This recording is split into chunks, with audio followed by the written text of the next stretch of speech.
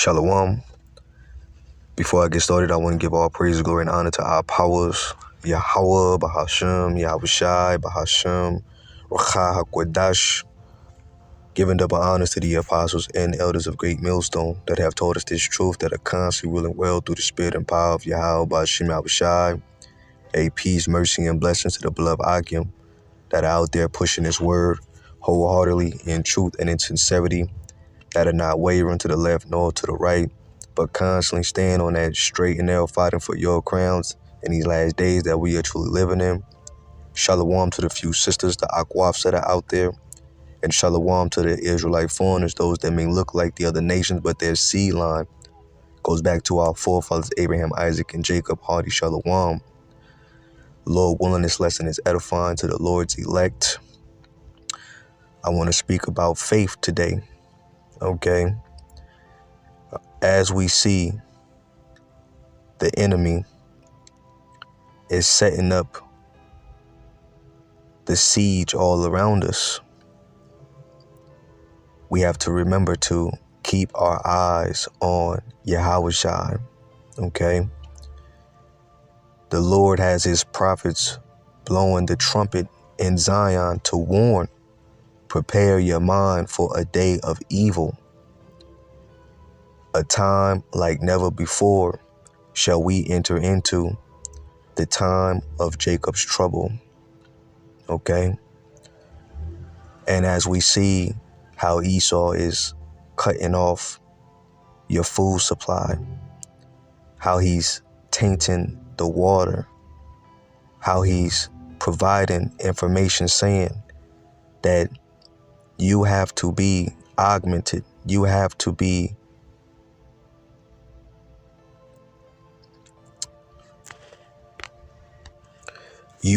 accept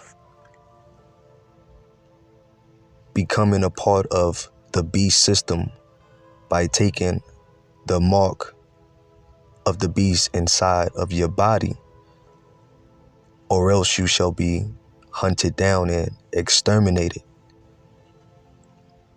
The enemy will come down with great wrath upon all those that fight against this system. But we have to have faith and believe that Yahweh, Bahashem, Yahawashi shall be with us in these trying times. And we have to keep our eyes on Yahawashi, okay? As we see these evils multiplying around us. This is Matthew chapter 14, verse 22. And straightway Yahawashi constrained his disciples to get into a ship and to go before him unto the other side, while he sent the multitude away. And when he had sent the multitude away, he went up into a mountain apart to pray. And when the evening was come, he was there alone, but the ship was now in the midst of the sea, tossed with waves, for the wind was contrary. And in the fourth watch of the night, Yahawashi went unto them, walking on the sea. And when his disciples saw him walking on the sea, they were troubled, saying, it is a spirit. And they cried out for fear. But straightway Yahawashi spake unto them, saying, be of good cheer, it is I. Be not afraid, okay? And we have to remember that as we see these winds bolstering, the path that is set in front of us may look like it's impossible to overcome. Esau may very well look like a giant in your eyes, unbeatable. The Lord said he shall make a way for you to escape. The Lord said he has not given us the spirit of fear, but of a sound mind. Because what? Knowledge and wisdom should be the stability of our time, and the fear of the Lord shall be our treasure. The faith that Yahweh Bahashem Yahawashi has given us shall keep us sturdy against the evils that are set in front of us. Okay? Let's keep reading. And Peter answered him and said, Lord, if it be thou, bid me come unto thee on the water. And he said, Come. And when Peter was come down out of the ship, he walked on the water to go to Yahawashi. But when he saw the winds boisterous, he was afraid, and beginning to sink, he cried, saying, Lord, save me. Okay? And these bolstering winds shall hit us from all directions. And we're seeing how they're stopping the supply of food hitting these stores. We're seeing how they're setting up for there to be another lockdown and the lights to go out. They shall take everything away from us, but nevertheless, one thing that they can't take away from you is the faith that Yahawashi has given you. Okay? As Peter looked away from the Lord, he began to think in the flesh, I can't do this. We are not to think in the flesh, we are to think in the spirit, knowing that if we keep our eyes on Yahawashi, we can do all things. As the scriptures say that there is nothing impossible with Yahawashi. Okay? Let's keep reading some more. Verse 31. And immediately Yahawashi stretched forth his hand and caught him and said unto him, O thou of little faith, wherefore didst thou doubt? Okay? And we cannot doubt the power of the Lord, as we see that Esau has technology that far surpasses us. Esau is getting ready to release pestilence, diseases, chemical biowarfare upon the American citizens. Allow troops to detain, put to death those that resist his new world order that he is setting up all around us. We cannot doubt that whatever the Lord has set in front of our face, we shall be able to overcome. Let's go to the book of Sirach, chapter 2, verse 10. It says, Look at the generation of old, and see, did ever any trust in the Lord and was confounded? Or did any abide in his fear and was forsaken? Or whom did he ever despise that called upon him? The Lord is going to hear the prayers of his servants. Does not the scripture speak about the faith of King David? How he slew Goliath? Does not the scripture speak about the faith of Daniel? How he stood firm in the midst of hungry lions and he was fed?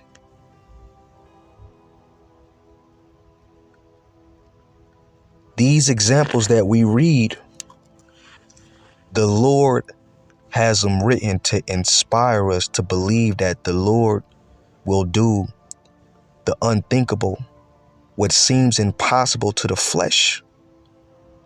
Okay?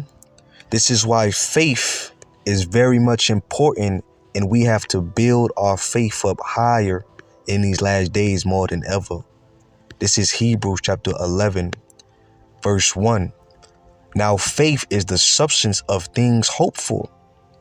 Are not we going to hope to be fed, to be sheltered, defended if we have to get away from troops or fend ourselves off from invaders that are trying to take what we got and murder us? That we get the strength to subdue our enemies? We're going to hope to do things, and the Lord is going to give power into our hand to be able to do so. For the evidence of things not seen, let's jump down to verse 6. But without faith, it is impossible to please him.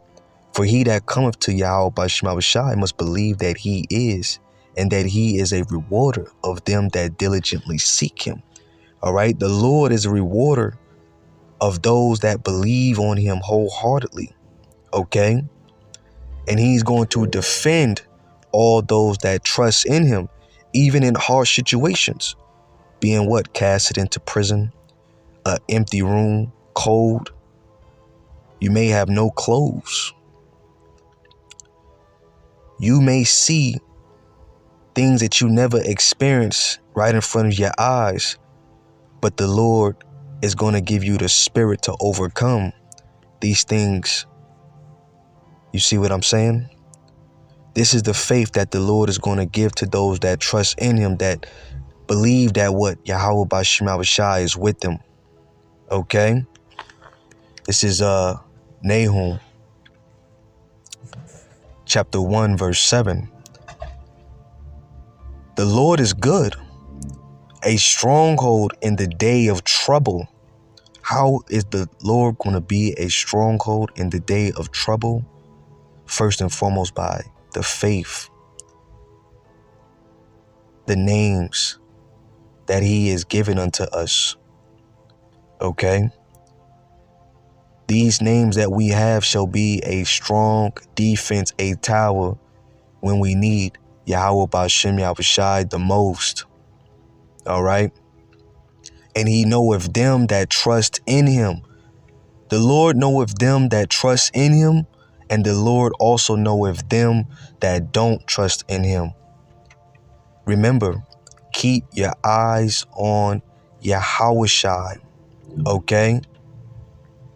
As Peter is our rock, our king, Peter was also as an example to not look away, to not get distracted, to not become persuaded by what looks impossible to do or to overcome. Does not the scripture say that we are more than conquerors? What shall separate us from the love of Hamashiach Yahawashi? The answer is nothing. Neither principalities, neither death, nothing. So that even includes Esau. Esau will not persuade or deter the faith of the Lord's elect. And they shall overcome, because Yahawashi overcame the world. He already died. He already risen. It's already written that the elect have the victory. Okay? The elect have the victory in Hamashiach Yahawashi. We have the victory in Yahweh Bahashem Yahawashi. All right? Evil days are coming. But nevertheless, the Lord said what? His servant shall be good. This is Proverbs chapter 10, verse 3. I'm sorry, verse 2. Treasures of wickedness profit nothing. Remember all the things that you have done up until the time you started, up until now, how the Lord has gotten you through, how you have been building up your faith, how the Lord has given you examples that he is with you. Those that are storing up wickedness, being evil, their portion is the sword. Their portion is to be consumed by famine, diseases, or even fire. Okay? Wickedness profiteth nothing, but righteousness delivereth from death. The Lord will not suffer the soul of the righteous to famish, but he casteth away the substance of the wicked. Okay? That means that the Lord will allow you to eat. Did not Elijah eat? We have to keep these things in mind. Again, never take your eyes off of Yahawashi. All right? Let's go back to the book of Ecclesiastes chapter 2, verse 11 now. Ecclesiasticus. Okay?